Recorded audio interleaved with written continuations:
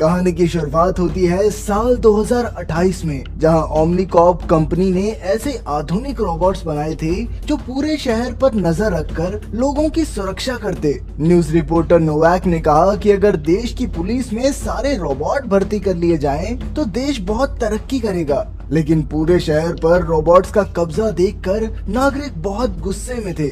इसीलिए अचानक उन्होंने जबरदस्त धमाकों के साथ रोबोट्स पर हमला कर दिया। तभी रोबोट्स भी हमलावरों को चुन चुन कर मारने लगे और चारों ओर हाहाकार मच गया। वहीं एक लड़का सिर्फ अपनी रक्षा के लिए हाथ में चाकू लिए खड़ा था, लेकिन रोबोट ने चाकू को स्कैन करके उसे भी हमलावर समझ लिया और उस मासूम लड़के की जान ले ली। उधर पुलिस स्टेशन में हम एलेक्स नाम के एक पुलिस वाले को देखते हैं, जो अपनी बॉस को बता रहा था कि उनके डिपार्टमेंट में कोई ना कोई तो अंडरवर्ल्ड से मिला हुआ है। असल में कल रात एलेक्स अपने दोस्त टिम के साथ कुछ अपराधियों को पकड़ने गया था। उन्होंने एक ड्रग बेचने वाले को झांसे में लेकर उससे अड्डे का पता पूछा, लेकिन जब तक वो वहां पहुंचे अड्डे से सारा माल साफ हो चुका था। बाद में एलेक्स और टिम भेष बदल कर एक गैंगस्टर से मिले और अचानक उसे भी किसी ने फोन करके खबर दे दी कि एलेक्स पुलिस वाला है। गैंगस्टर उसी वक्त वहां से निकला और उसने अपने आदमियों से कहकर एलेक्स पर हमला करवा दिया।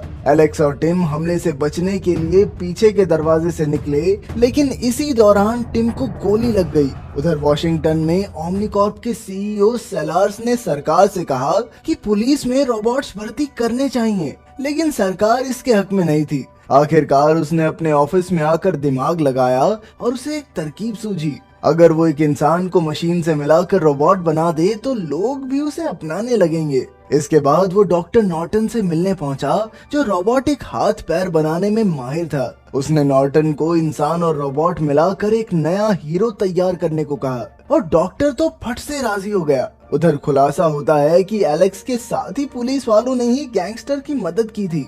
अब वो सब सोच रहे थे कि उन्हें जैसे तैसे एलेक्स को रास्ते से हटाना होगा। बाद में एलेक्स टिम से मिलने हॉस्पिटल गया तो एक गुंडे ने चुपके से उसकी गाड़ी में बॉम्ब लगा दिया। शाम को एलेक्स अपनी पत्नी क्लारा और बेटे डेविड के साथ था, तो अचानक उसे गाड़ी से कुछ आवाज सुनाई दी। जैसे ही वो गाड़ी के पास गया तो अचानक वहाँ जोरदार धमाका हो गया, जिसमें एलेक्स बुरी तरह जख्मी हो गया। जैसे ही ओमनीकॉर्प को इसकी खबर मिली तो उन्होंने क्लारा को अपने ऑफिस बुलाकर एक ऑफर दिया। उन्होंने कहा कि वो एलेक्स का शरीर मशीन से बनाएंगे ताकि वो जिंदा रह सके। क्लारा इसके हक में तो नहीं थी, लेकिन डॉक्टर्स ने उसे बताया कि एलेक्स की हालत इतनी नाजुक है कि अगर क्लारा ने अभी हाँ नहीं की तो जल्द ही वो दम तोड़ देगा। आखिरकार क्लारा मजबूरन राजी हो गई। तभी हम देखते हैं कि ऑपरेशन के बाद एलेक्स का शरीर 90% मशीन से बना था, पर उसका दिमाग एक इंसान का ही था। जब एलेक्स की आंख खुली तो नॉर्टन ने उसे बताया कि उसके साथ क्या हुआ और फिर उसे चलने फिरने जैसी आम चीजें दोबारा से सिखाई। पर जब एलेक्स ने सुना कि उसके असली हाथ पैर कट गए हैं तो वो अपने आपे से बाहर हो गया और उसने नॉर्टन पर हमला कर दिया। फिर वो जबरदस्त रफ्तार से भागकर बिल्डिंग से बाहर आ गया। अब वो ऊंची ऊंची बिल्डिंग्स पर भी आराम से कूद सकता था, लेकिन जैसे ही वो आगे बढ़ा नॉर्टन ने उसे रिमोट से बंद कर दिया। बाद में जब एलेक्स की आंख खुली तो नॉर्टन ने मशीन के हिस्से हटाकर उसे दिखाया कि उसके शरीर के चंद ही हिस्से बचे थे, इसीलिए वो मशीन के बिना जिंदा नहीं रह पाएगा। पर एलेक्स के मुताबिक इससे बढ़िया तो वो मर ही गया होता। खैर, जब नॉर्टन ने उसे क्लारा और डेविड की याद दिलाई तो उनके बारे में सोचकर उसका मन बदल गया। रात को उसने लैब में ही रहकर खुद को चार्ज किया और अगली सुबह रिक नाम के एक इंस्ट्रक्टर के साथ ट्रेनिंग करने पहुंच गया। रिक ने उसे अपनी शक्तियां और अलग अलग हथियार चलाने सिखाए। आखिरकार ये बात सामने आई कि एलेक्स की स्पीड रोबोट्स से तो कम थी, क्योंकि रोबोट्स देखते ही स्कैन करके वार कर देते, लेकिन एलेक्स सामने वाले के हाव भाव समझकर अगला कदम उठाता। जब सेलार्स को ये पता चला तो उसने नॉर्टन को इस चीज को ठीक करने का हुक्म दिया। इसके अलावा वो चाहता था कि एलेक्स का सूट बदल दिया जाए ताकि वो देखने में और अच्छा लगे। इसके बाद लैब में नॉर्टन ने एलेक्स का दिमाग खोलकर कुछ बदलाव किए, जिससे उसे ऐसा लगे कि वो अपने मन से वार कर रहा है, लेकिन असल में काम मशीन करेगी। बाद में एलेक्स को काला सूट पहनाकर सुपर हीरो जैसा बना दिया गया। अब फिर से उसकी जांच का समय था और इस बार उसे रिक और उसके रोबोट्स की फौज का सामना अकेले करना था। एलेक्स ने तुरंत अपने सिस्टम से पूरा इलाका स्कैन किया और फिर एक एक रोबोट के सामने आते ही धड़ाधड़ गोलियां बरसाने लगा। जल्द ही सभी रोबोट्स ठंडे पड़ गए और अब सिर्फ रिक ही बचा था। एलेक्स ने उसके सूट पर हमला करके अपनी जीत हासिल की। अब वो पहले से काफी तेज हो गया था और उसे एहसास ही नहीं हुआ कि ये सब मशीन कर रही थी। बाद में नॉर्टन उसे अपने परिवार से मिलाने ले गया। क्लारा ने उसे देखते ही गले लगा लिया और डेविड को भी उसका नया अवतार बहुत पसंद आया। कुछ दिन बाद सेलार्स ने एलेक्स को पूरी दुनिया के सामने पेश करने का फैसला किया। इसके लिए नॉर्टन ने साल 2011 से लेकर अब तक के सारे अपराधियों का डेटा एलेक्स के दिमाग में दर्ज कर दिया। साथ ही एलेक्स को शहर के सभी सीसीटीवी कैमरास की फुटेज दिखने लगी। इतनी जानकारी एक इंसानी दिमाग के लिए बहुत ज्यादा थी और जैसे ही एलेक्स को अपनी गाड़ी के धमाके की फुटेज दिखी तो वो अचानक बेहोश हो गया। पर क्योंकि प्रोग्राम कुछ ही देर में शुरू होने वाला था, इसीलिए नॉर्टन ने तुरंत ऑपरेशन करके उसके अंदर की सारी भावनाएं दबा दी। जब एलेक्स बाहर आया तो वो इंसान की शक्ल में पूरा का पूरा रोबोट ही बन चुका था। वो अपने परिवार और दोस्तों को नजरअंदाज करके आगे बढ़ गया क्योंकि वो सिर्फ आम लोगों और अपराधियों में फर्क करना जानता था।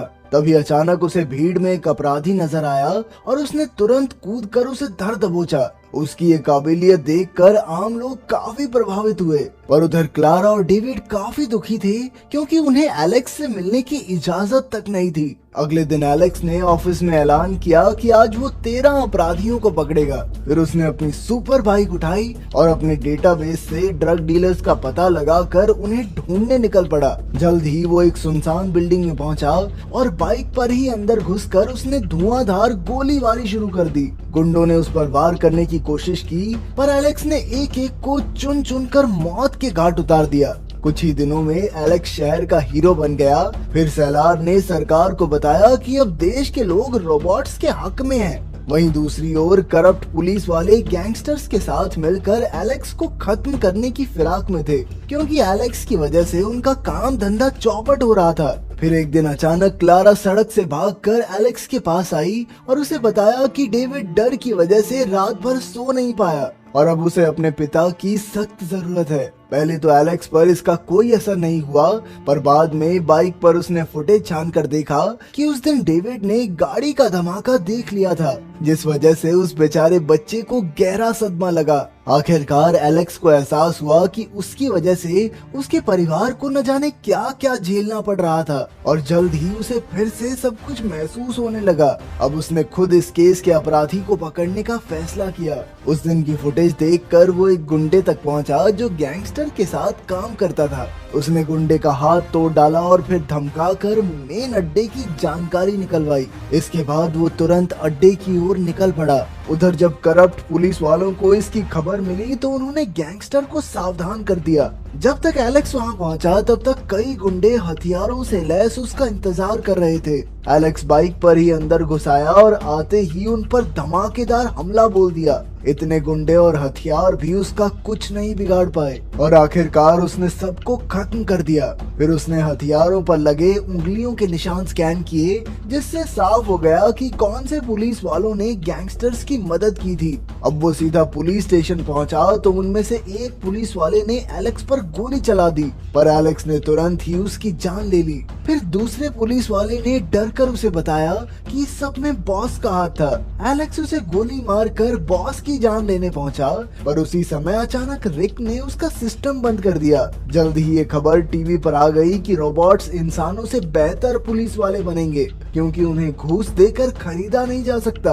अगले दिन सरकार भी रोबोट्स को पुलिस में भर्ती करने का सोचने लगी, पर अचानक क्लारा ने टीवी पर आकर कहा कि उसे एलेक्स से मिलने तक नहीं दिया जा रहा। ये देखकर सेलार डर गया क्योंकि क्लारा की बातों से एलेक्स पिघल जाएगा और सरकार रोबोट्स रखने का कानून वापस ले लेगी। अगर उन्होंने एलेक्स को काम से निकाल दिया तो ऐसा लगेगा कि उनका एक्सपेरिमेंट नाकामयाब रहा। इसीलिए उसने सोच लिया कि उन्हें अब एलेक्स को मारना होगा ताकि सभी लोग उसे एक हीरो के रूप में याद रखें। सेलार ने तुरंत नॉर्टन को एलेक्स को मारने का हुक्म दिया, लेकिन नॉर्टन ने इसके लिए साफ इनकार कर दिया। इधर रोबोट्स को लाने का कानून पास हो रहा था और उधर सेलार ने क्लारा को ऑफिस बुलाकर कहा कि एलेक्स मर चुका है। उधर लैब में रोबोट्स एलेक्स को मारने आ पहुंचे, पर नॉर्टन ने ऐन वक्त पर एक बटन दबा दिया, जिससे सेलार को लगा कि एलेक्स मर गया, लेकिन असल में एलेक्स जिंदा था। नॉर्टन ने उसके अंदर का ट्रांसमीटर भी निकाल दिया,